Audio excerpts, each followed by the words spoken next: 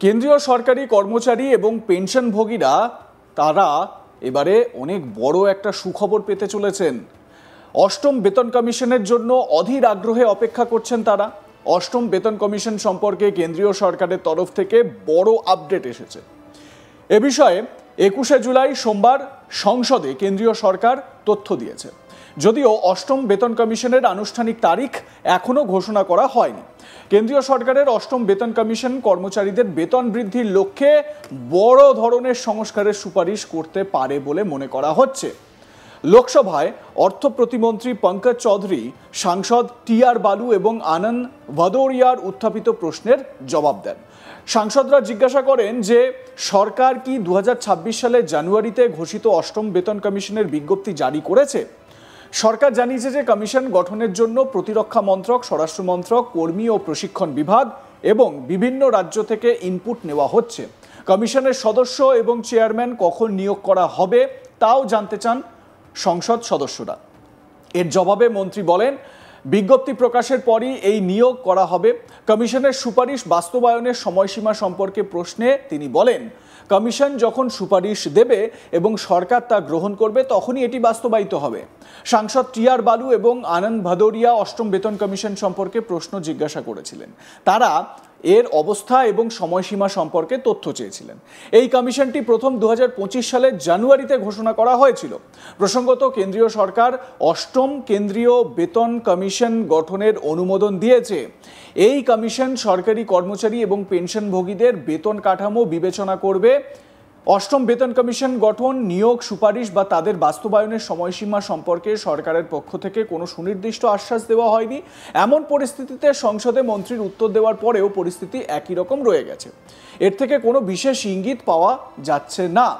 অর্থমন্ত্রক অষ্টম বেতন কমিশনের বিলম্বের বিষয়টি সমাধান করেছে এবং স্পষ্ট করে জানিয়েছে যে সরকার কর্তৃক আনুষ্ঠানিকভাবে কমিশন ঘোষণা করার পরে এর সদস্য এবং চেয়ারপারসন নিয়োগ চূড়ান্ত করা হবে। প্রতিবেদনে বলা হয়েছে যে অষ্টম বেতন কমিশন বাস্তবায়নের ফলে বেতন এবং পেনশনে 30 থেকে 34% বৃদ্ধি পেতে পারে, যার ফলে কেন্দ্রের আনুমানিক 1.8 লক্ষ কোটি টাকা খরচ হবে। এবারে যেটা খুব ইন্টারেস্টিং বিষয়, যেটা কেন্দ্রীয় সরকারি কর্মচারী পেনশনভোগীদের খুব ইন্টারেস্টের বিষয়, সেটা জানাই।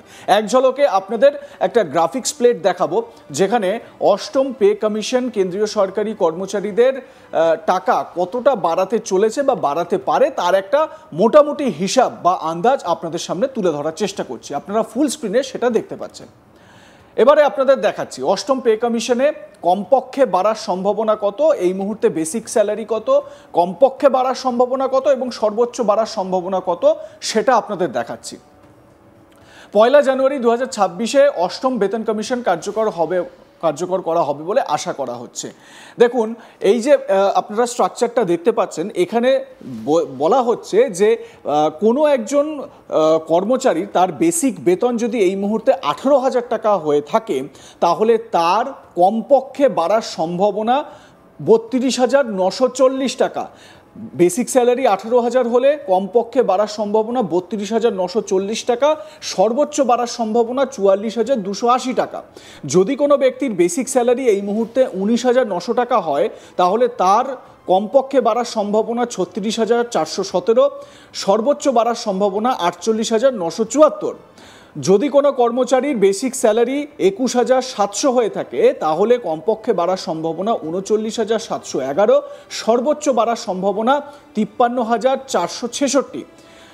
বেসিক স্যালারি যদি 25,500 হয়ে থাকে, তাহলে কমপক্ষে 46,665 বাড়তে পারে এবং সর্বোচ্চ বাড়তে পারে 62,850। কোনো কর্মচারীর বেসিক স্যালারি যদি 29,200 টাকা হয়ে থাকে, তাহলে কমপক্ষে বাড়তে পারে 53,416 টাকা, সর্বোচ্চ বাড়তে পারে 71,923 টাকা। বেসিক স্যালারি যদি 35,400 টাকা হয়, তাহলে কমপক্ষে বাড়তে পারে 64,872 টাকা, সর্বোচ্চ বাড়তে পারে 87,084 টাকা।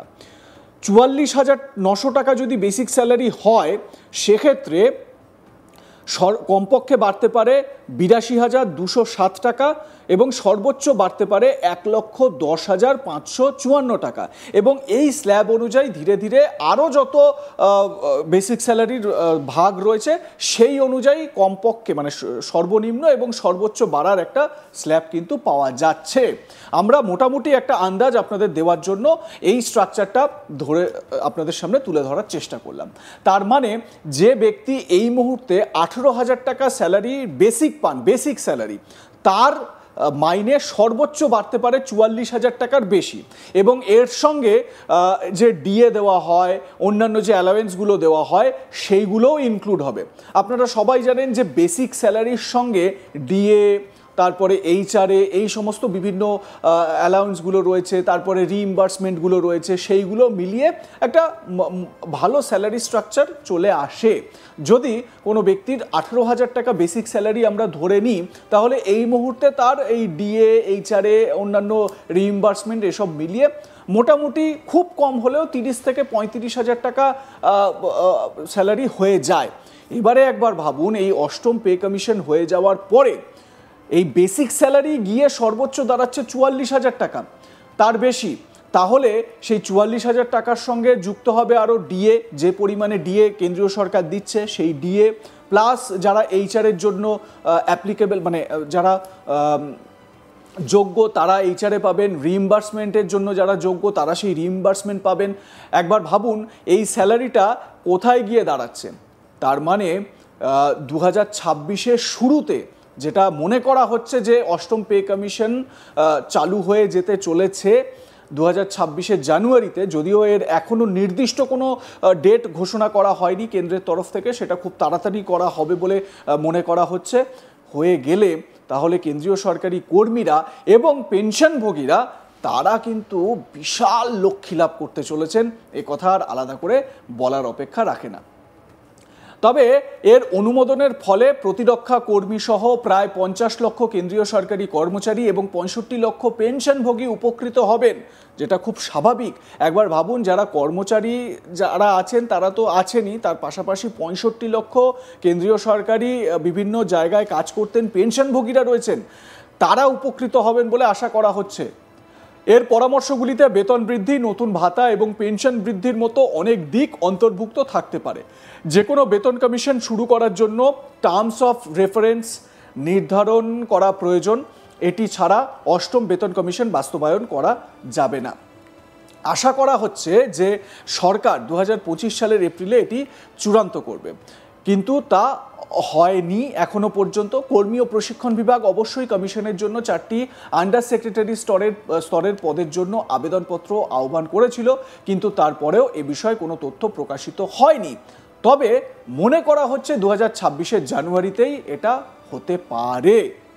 এ বিষয়ে আপনাদের মতামত কি? বিশেষ করে যারা কেন্দ্রীয় সরকারি কর্মচারী এবং পেনশনভোগীরা রয়েছেন তারা তাদের মতামত জানান। দেখতে থাকুন আজ তাক বাংলা, সাবস্ক্রাইব করুন আমাদের ইউটিউব চ্যানেলটি, বেল আইকন প্রেস করুন নোটিফিকেশন পেতে।